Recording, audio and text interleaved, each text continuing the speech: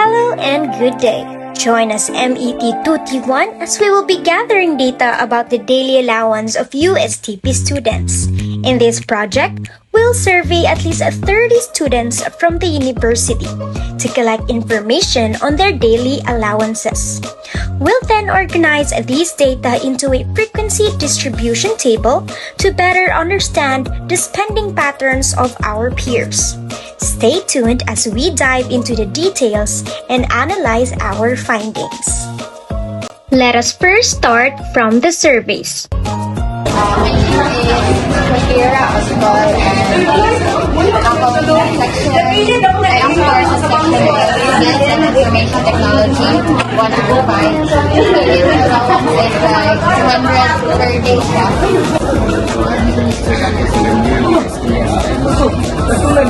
Medyo nalikiran dito ang maintenance. Ang allowance is 200 every day. Ang trains niya, no? Basically, second year, ang daily allowance tayo. 100. My name is Reynald Raputan, second year E2C. My daily allowance is 100 pesos. Now, I'm Bishop Arnaldo, based in Electrical Engineering second year. My daily allowance is 100. My name is Arvin Tagotapo, BS Electrical Engineering, and my daily allowance 100. My name is Vincent Piansay. I am a student from BSME. Tapos akong daily allowance ay 200 pesos. I am Jarika Joy B. Lucado from BSME. So daily allowance ako is 300 pesos. My name is Darren Dalban from BSME 2B, and my daily allowance is 200. Malangit at daily allowance. I am from BSME and daily allowance is 100. My name is BSME Scholar Idadi and of course is daily allowance every day.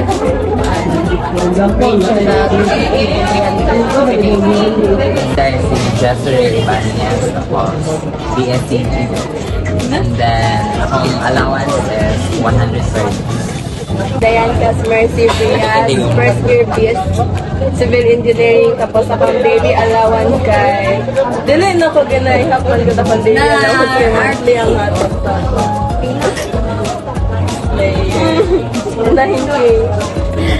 Ako dahil si Ate Bel D. Cubar. Ang course kay CE and akong daily allowance is 300. Ako din si Shalome Yangba. Akong course is CE and my daily allowance is 100. Hello, I'm Jasmine Pay Mamaklay, si student. Akong allowance ay 100 daily. My name is Regina Rio from the Bicolette student. And my allowance per week per day is 120. I am Liza Jane Estrada from Bicolette HE 3A and my allowance per day is 100. I am Joseph Lima from Bicolette HE and my allowance per day is 50 pesos.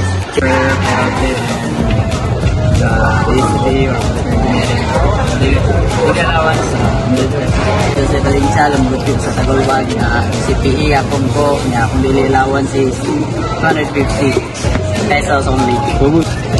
Pwede si Marcos Boss, from Makabalan, then DSCP or Computer Engineering, then ang daily allowance is 100. Si Gabriel Bernard Casimio, pare arami taga-Taguluan, BCP, Computer Engineering, o akong daily allowance kaya 250 ka.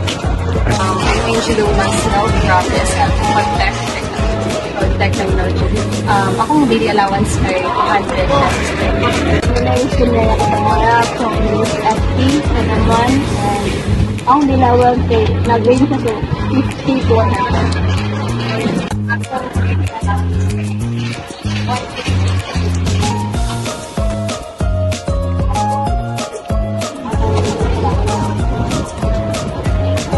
I am Jerome Minto Jr. and my daily allowance is 100 pesos per day.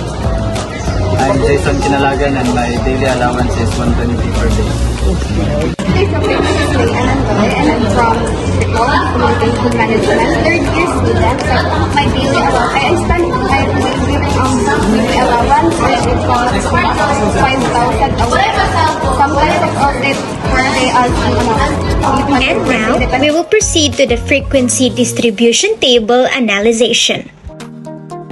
Step 1 of arrange the data in ascending order. So, mga isa tanan na mga gather na data per day allowance na 30 students sa USDP. So, 200, 200, 300, 100, 100, 100, 300, 200, 300, 200, 250, 100, 100, 100, 100, 150, 100, 100, 150, 100, 100, 100, 100. So, now I'm going to write the data gathered from lowest to highest.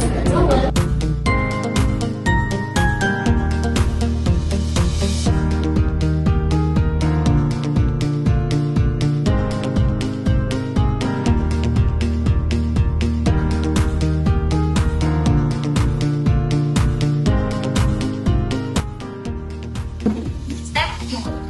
You need to determine the range. So the formula of the range is highest value minus lowest value. So the highest value that we gathered is 800 minus the lowest value that we gathered is 50.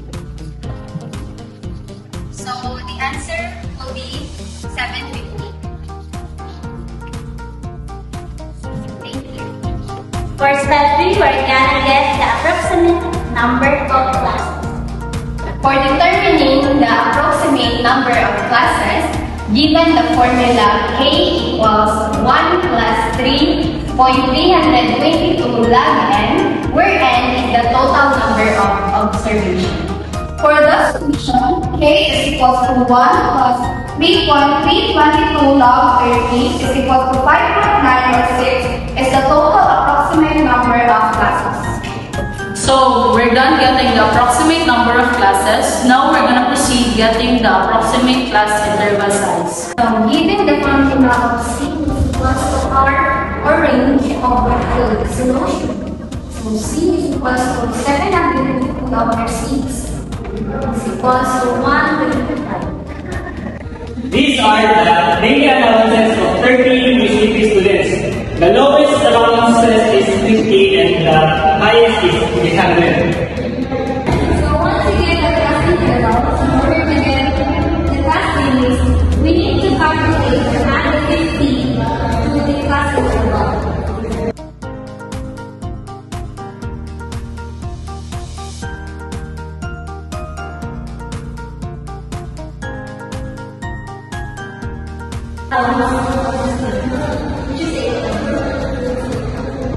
In order to get the frequency, we need to count the allowances of USDP students. The trend is between lower class limits to upper class limits. So, we're going to first with the 50 to 154. So, 1, 1, 2, 3, 4, 5, 6, 7, 8, 9, 10, 11, 12, 13, 14, 15. So, there are total of 15 frequency. Number 1. So, this is the number 2, between 175 to 289.